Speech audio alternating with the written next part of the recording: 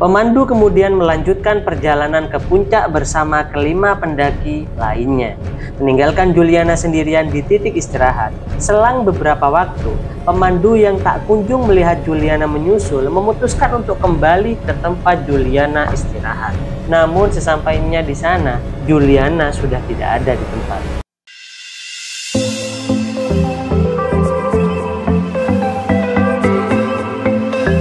Hai gengs, Ari Adiasa di sini.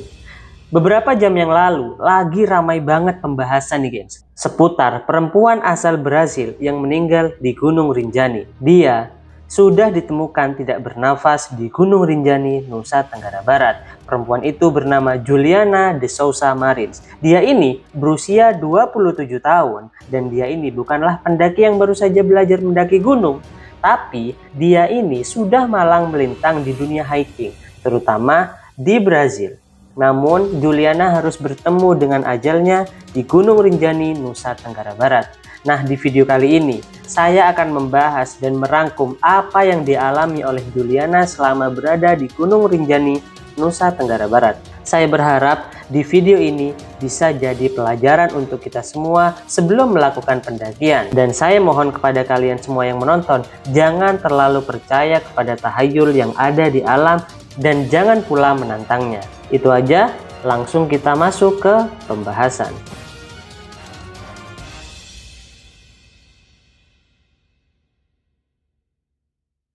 Pada bulan April 2025 lalu, Juliana dan 6 temannya ini sudah merencanakan keberangkatan mereka ke Indonesia, khususnya untuk berkunjung ke Indonesia Timur, tepatnya di Nusa Tenggara Barat.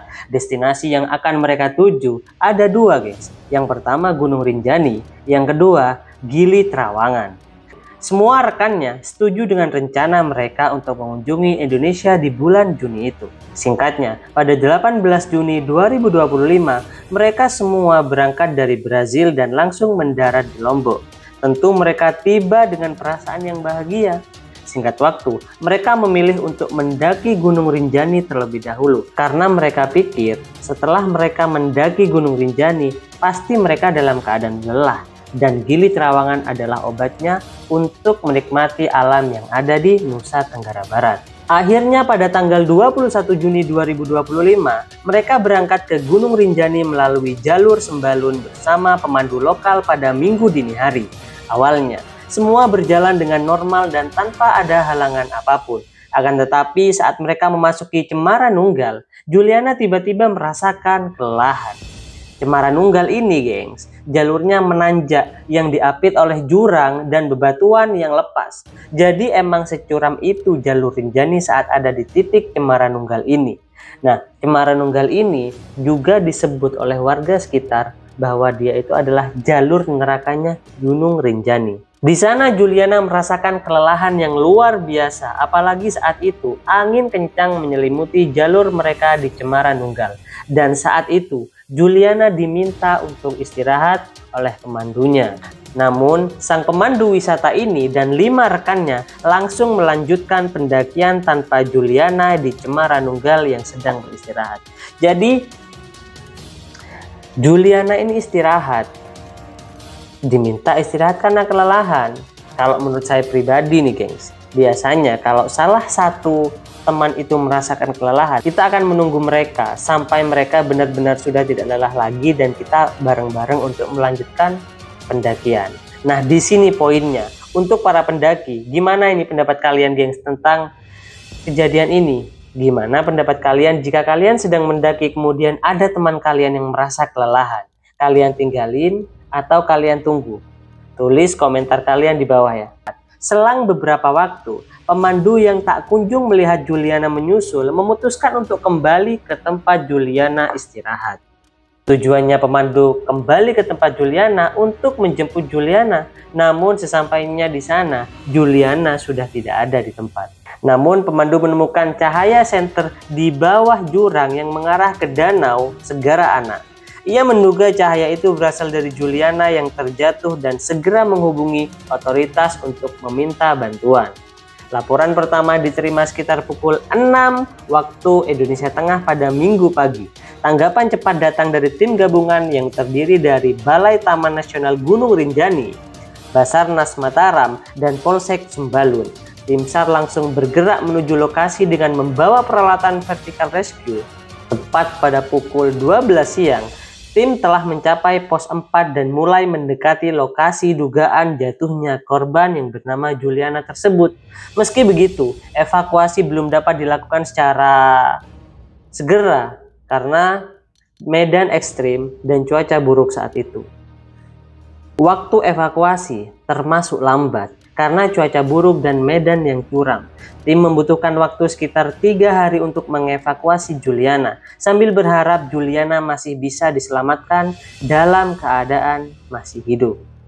3 hari pasca kejadian, tepatnya gengs, pada 25 Juni 2025, Menteri Pariwisata Widiawati Putri Wardana mengkonfirmasi bahwa Juliana diduga sudah meninggal dunia. Pernyataan tersebut berdasarkan hasil pencarian tim SAR yang menggunakan drone thermal milik kantor SAR Mataram. Korban ditemukan pada kedalaman sekitar 400 meter dari titik awal jatuhnya, diperkirakan dalam kondisi meninggal dunia. Ujar Bu Menteri Pariwisata itu. Tim SAR mengaku kesulitan mengevakuasi tubuh Juliana karena kondisi geografis yang sangat terjal dan cuaca yang tidak bersahabat. Operasi SAR dilanjutkan dengan bantuan helikopter, drone thermal, dan 2 pendaki profesional berpengalaman. Namun kejadian ini memicu kemarahan publik Brazil. Setelah beredar dugaan bahwa korban masih hidup sesaat sebelum jatuh, tetapi tidak segera dievakuasi, kritik pun mengarah kepada otoritas Indonesia, terutama terhadap durasi proses penyelamatan. Beberapa rekaman dari drone dan kamera para pendaki yang tersebar di media sosial Brazil menunjukkan sosok Juliana diduga masih hidup. Tampak duduk dan berdiri di atas tanah abu-abu, jauh di bawah jalur pendakian. Bahkan saking kecewanya, publik Brazil sampai menyerang akun Instagram milik Presiden kita, Prabowo Subianto. Mereka memprotes Indonesia pada kepemimpinan Prabowo kali ini sebagai sebuah kemunduran. Lalu mereka contohkan pada kasus yang menimpa salah satu warga Brazil, yaitu Juliana ini. Mereka berpendapat di era Prabowo, tim penyelamat Indonesia bergerak lambat hingga membuat nyawa warga Brazil itu melayang.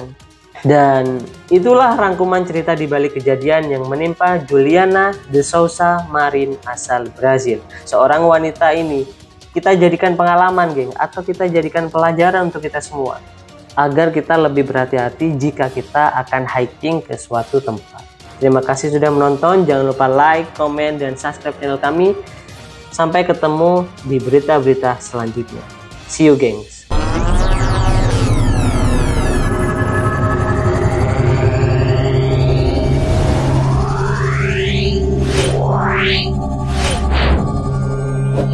Wow.